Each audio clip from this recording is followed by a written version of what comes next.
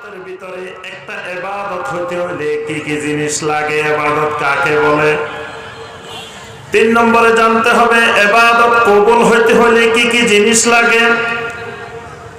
4 নম্বরে জানতে হবে ইবাদত করার পরেও কিয়ামতের ময়দানে কোন ধরনের ক্ষতিগ্রস্ততার সম্ভাবনা আছে কিনা। তাহলে ইবাদতের সাথে সম্পৃক্ত অনেকগুলো বিষয় আছে। আমাদের আজকের আলোচনার বিষয় ইবাদত। এই বিষয়ের উপরেই কোরআন সুন্নাহ থেকে আমি 2-1টি কথা বলে আলোচনা শেষ করব ইনশাআল্লাহ। প্রথমে আসেন ইবাদত কাকে বলে, ইবাদতটা কি।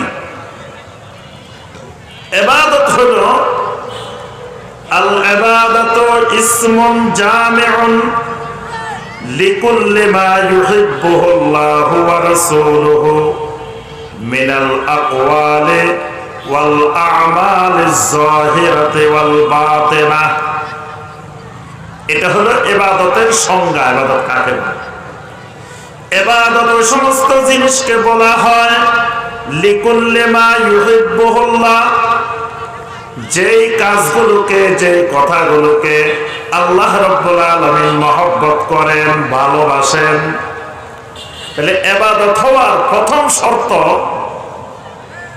যেই কাজ, যেই কথা আল্লাহ পছন্দ করেন এটার নাম ইবাদত। যেটা করলে আল্লাহ পছন্দ করেন অথবা যেটা না করলে আল্লাহ পছন্দ করেন এটার নাম হলো কি? ইবাদত।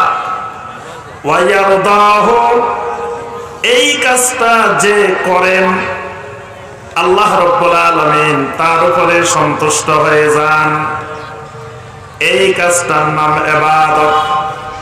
এই কাজটা মিনাল আকওয়াল ওয়াল আমাল, এই কাজটা কথার মাধ্যমেও হতে পারে, আবার কাজের মাধ্যমেও, আমলের মাধ্যমেও হতে পারে। আবার এটি মিন যাহিরা ওয়াল বাতিনা, প্রকাশ্যেও হতে পারে, গোপনেও হতে পারে, 2 মাধ্যমেই হতে পারে। এরকম যে কথাগুলো, যে কাজগুলো, এই কাজগুলোর নাম হলো ইবাদত। আল্লাহ রাব্বুল আলামিন বান্দাকে বানাইছেন ইবাদতের জন্য। বান্দার মাথা থেকে পা পর্যন্ত পুরাটা শরীরকে আল্লাহ রাব্বুল আলামিন ইবাদতের উপযোগী করে বানাইছেন। সুবহানাল্লাহ। বান্দার মাথাটা বানাইছেন আল্লাহ রাব্বুল আলামিন ইবাদতের জন্য। বান্দার কান বানাইছেন আল্লাহ রাব্বুল আলামিন ইবাদতের জন্য। বান্দার চোখগুলা বানাইছেন ইবাদতের জন্য। বান্দার হাতগুলো বানাইছেন আল্লাহ রাব্বুল আলামিন ইবাদতের জন্য। বান্দার পা বানাইছেন ইবাদতের জন্য। বান্দার পেট বানাইছেন ইবাদতের জন্য। শরীরের এমন কোন অঙ্গ প্রত্যঙ্গ নাই যেটাকে আল্লাহ রাব্বুল আলামিন ইবাদতের জন্য বানান নাই। একেবারে একজন মানুষের মাথা থেকে শুরু করে পা পর্যন্ত শরীরের মধ্যে যতগুলো জিনিস আছে প্রত্যেকটা জিনিসকে আল্লাহ রাব্বুল আলামিন ইবাদতের জন্য বানাইছে। এই কারণে একটু গভীরভাবে চিন্তা করলে দেখবেন শরীরের মধ্যে এমন কোন অঙ্গ প্রত্যঙ্গ নাই, এমন কোন একটা জিনিস নাই যেই জিনিসটার সাথে ইবাদতের সম্পর্ক নাই। এইরকম আপনি মাথা থেকে পা পর্যন্ত পুরো শরীর খুঁজলে এমন একটা জায়গা, এমন একটা জিনিস পাইবেন না যেই জিনিসটার সাথে ইবাদতের সম্পর্ক নেই। কয়েকটা জিনিসের দিকে একটু লক্ষ্য করে দেখেন। আল্লাহ রাব্বুল আলামিন মাথার মধ্যে আমাদের আপনাদের চুল দিবেন। মাথার মধ্যে কি আছে? চুল আছে না? এই চুলগুলাকেও আল্লাহ রাব্বুল আলামিন ইবাদতের জন্য বানাইছেন।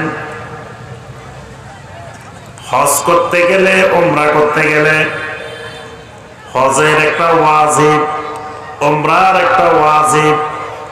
এই চুলগুলোকে হলক করতে হয় অথবা কসর করতে হয়। একটা ওয়াজিব ইবাদত হজের এবং উমরার।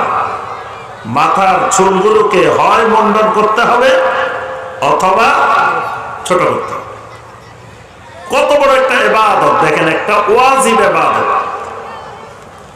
মাথার উপরে মাসে করবেন, এই চুলগুলোর উপর দিয়ে ওযু করার সময় মাসে করা ফরজ।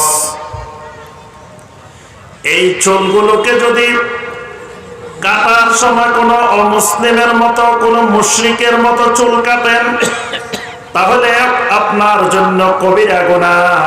এবং যদি পছন্দ করে মুশরিকের চুল কাটাকে যদি মহব্বত করেন, সেটা ঈমান ভঙ্গের কারণ পর্যন্ত পৌঁছে যায়। স্বাভাবিকভাবে মুশরিকের অনুকরণে চুল কাটা হারাম, কবিরা গুনাহ। আবার যদি আপনার কাছে মুশরিকের চুলের কাটিংটা বেশি পছন্দনীয় হয়, তাহলে এটা ঈমান ভঙ্গের কারণও হতে পারে। তাহলে দেখেন চুলের সাথে কত জিনিসের সম্পর্ক। আল্লাহ রাসূল সাল্লাল্লাহু আলাইহি ওয়াসাল্লাম বলেন,